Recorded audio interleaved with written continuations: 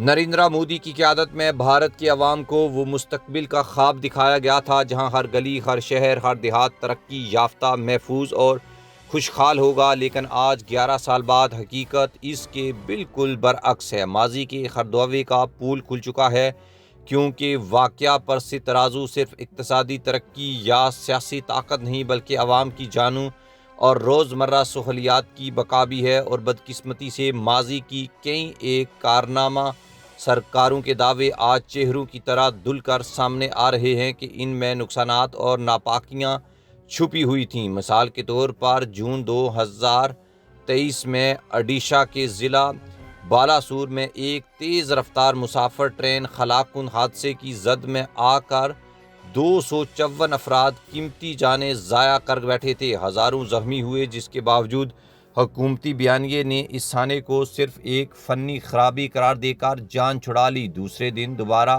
مودی کا ڈیجیٹل بھارت یا عالمی شاہکار کہانیوں میں ڈوب گیا۔ پھر 2022 کا گجرات میں پل گرنے والا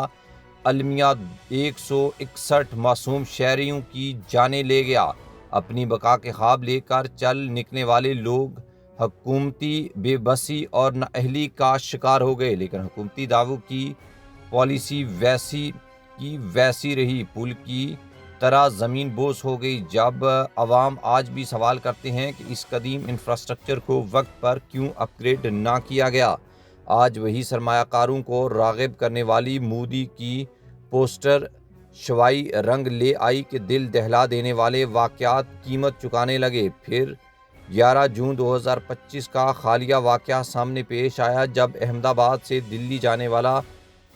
لندن جانے والا ایک جدید مسافر طیارہ پرواز کے چند منٹ بعد تباہ ہو گیا اور 242 معصوم لوگ موت کی نیند سو گئے، جس نے ثابت کیا کہ بھارت کی ایویشن انڈسٹری صرف شوز اور تصاویریں دکھانے کے بعد عوام کی حفاظت کو نظر انداز کرتی رہی۔ ترقی یافتہ ہوائی جہازوں اور چوٹی کے فقیر اتار کر لانے والے بیانیے زمین وقیت کے سامنے خود بے نقاب ہو گئے اور ایویشن تحفظ پر سوالیہ نشان کھلنے لگا۔ اگر آپ اعداد و شمار دیکھیں تو 2022 سے 25 کے مالی سال میں 51 ریلوے حادثات رپورٹ ہوئے، جبکہ بلٹ ٹرین جیسے چند شاہی منصوبوں پر اربوں روپے جیسے منصوبے لگے، مگر پٹریوں کی مکمل نگرانی، سگنلنگ سسٹم کی اپ گریڈیشن، حفاظتی اقدامات، یہ سب وہی رہ گئے جو خوشگوار دعوے نظر آئے۔ ہر حادثے کے بعد حکومتی بیان بازی، تحقیقات کی آڑ میں شرمندگی کی روایات اختیار کی گئیں، مگر حقیقت یہ ہے کہ ایسا نظام جس میں عوامی تحفظ بنیادی ترجیح ہوتی ہے وہ کبھی مسلسل حادثات کا شکار نہیں بنتا۔ اب تجزیہ کاروں نے صاف طور پر کہا ہے کہ مودی حکومت کا فوکس عوام کی جان و مال اور حفاظت پر نہیں بلکہ سیاسی تشہیر، مذہبی بیانیے اور پاکستان مخالف پروپیگنڈے پر مرکوز رہا ہے۔ جہاں پر مختلف قسم کے حادثات پیش آئے، بلکہ سیاسی تشہیر، مذہبی بیانیے اور پاکستان مخالف پروپیگنڈے کا مرکز رہا ہے۔ جہاں حادثات کا جواب کبھی سیاسی تقاریر یا اشتہارات کی لہروں میں شامل کر کے تاریخ کی شرارتوں میں دبایا گیا، بھارت کی ریاستی مشینری اب صرف پرامن نشستوں کے بجائے نفرت اور تقسیم کے بیانیوں پر سرمایہ کاری کر رہی ہے۔ حالیہ معاشی ترقی، بنیادی ڈھانچے کی تعمیر، صحت، تعلیم، ٹرانسپورٹ اور عوامی سہولیات کا کردار صرف اشتہارات میں ہی دیکھا جا سکتا ہے۔ اس حکومت نے اشتہارات پر ہزاروں کروڑ روپے خرچ کیے، لیکن افرادی ایرانی یا عوام کی زندگیاں محفوظ بنانے کے کسی قسم کا بلند ہدف سامنے نہیں آیا۔ عالمی مبصرین نے اس حکومت کی ترجیحات پر سوال اٹھائے۔ یہ سوال کیا ہیں؟ بھارت کو ایک مضبوط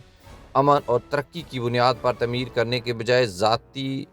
بیاناتی یا مذہبی جنگ کی بنیاد پر گرا دیا گیا ہے۔ یہ بات عیاں ہے کہ اگر ایک جمہوری نظام صرف بیانیے اور اشتہارات پر مبنی ہو جائے تو عوام کی بقا کو پس پردہ ڈال دیا جاتا ہے، اور جس کے نتیجے میں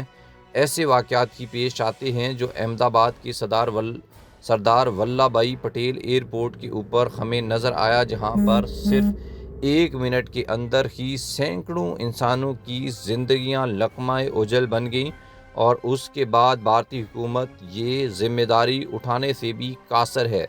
بلکہ اس بنیادی جو حادثہ ہے اس کی تحقیقات سے لوگوں کو بکھلایا جا رہا ہے اور ان کو دھوکہ دیا جا رہا ہے۔